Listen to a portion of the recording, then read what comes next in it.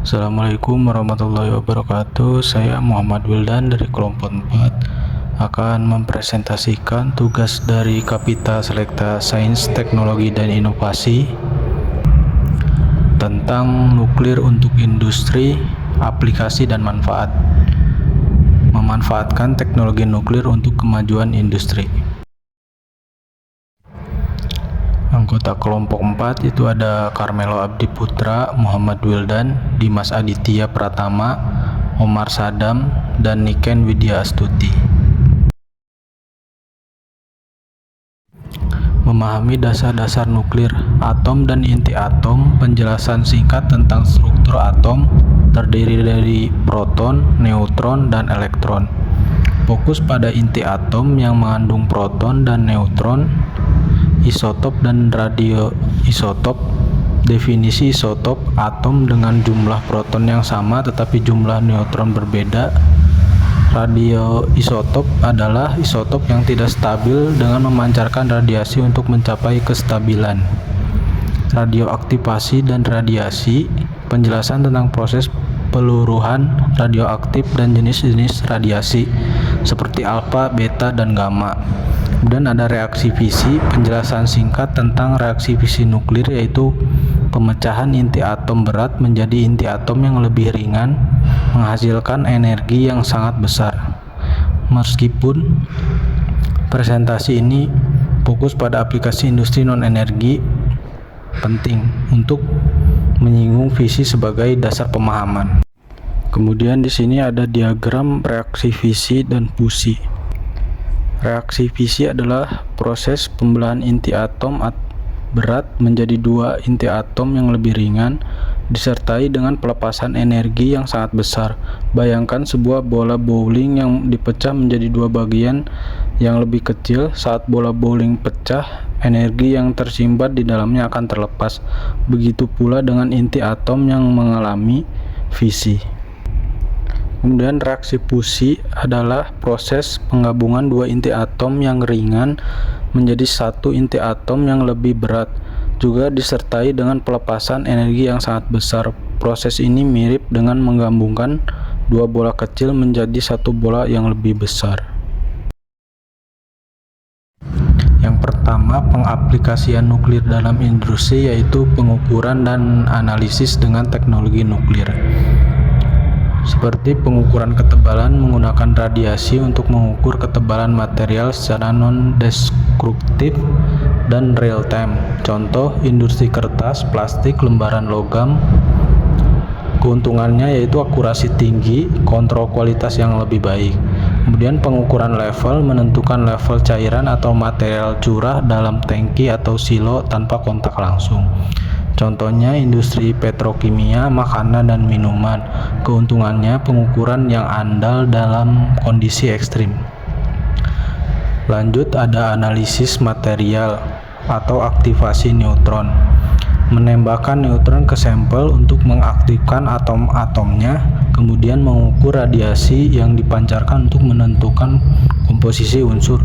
Contohnya analisis batuan, mineral, dan bahan arkeologi. Kemudian ada radiografi industri, menggunakan radiasi untuk memeriksa cacat internal pada material seperti retak, korosi, atau inklusi. Contohnya pengelasan pipa, struktur beton, dan komponen pesawat. Yang kedua, pelacakan dan penandaan dengan radioisotop.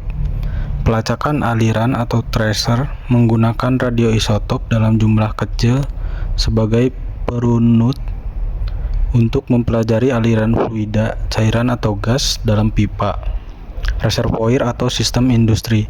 Contohnya seperti optimasi proses produksi, deteksi kebocoran. Kemudian deteksi kebocoran, mendeteksi kebocoran pada pipa bawah tanah atau sistem tertutup dengan akurasi tinggi. Keuntungannya mencegah kerugian material dan kerusakan lingkungan. Selanjutnya ada penandaan material, menambahkan radioisotop dengan jumlah yang sangat kecil ke material untuk tujuan identifikasi atau pelacakan. Contohnya pelacakan pergerakan sedimen di sungai atau laut. Yang ketiga ada sterilisasi dan iradiasi dengan radiasi. Yang pertama, sterilisasi alat kesehatan menggunakan radiasi gamma untuk mensterilkan alat-alat medis dan farmasi secara efektif dan efisien. Keuntungannya, sterilisasi yang menyeluruh dan tidak meninggalkan residu kimia. Yang kedua, iradiasi makanan. Menggunakan radiasi untuk memperpanjang umur simpan makanan, membunuh bakteri dan serangga, serta mencegah pertumbuhan tunas. Keuntungannya, meningkatkan keamanan pangan dan mengurangi limbah makanan. Yang terakhir ada modifikasi polimer, menggunakan radiasi untuk mengubah sifat-sifat polimer seperti kekuatan ketahanan panas dan ketahanan terhadap abrasi. Contohnya, pembuatan kabel tahan panas, material untuk implan medis. Yang keempat ada manfaat dan keunggulan. Yang keunggulan yang pertama ada akurasi dan presisi tinggi. Pengukuran dan analisis yang sangat akurat menghasilkan data yang andal. Yang kedua, non-destructive testing atau NDT, pengujian tanpa merusak material sehingga menghemat biaya dan waktu.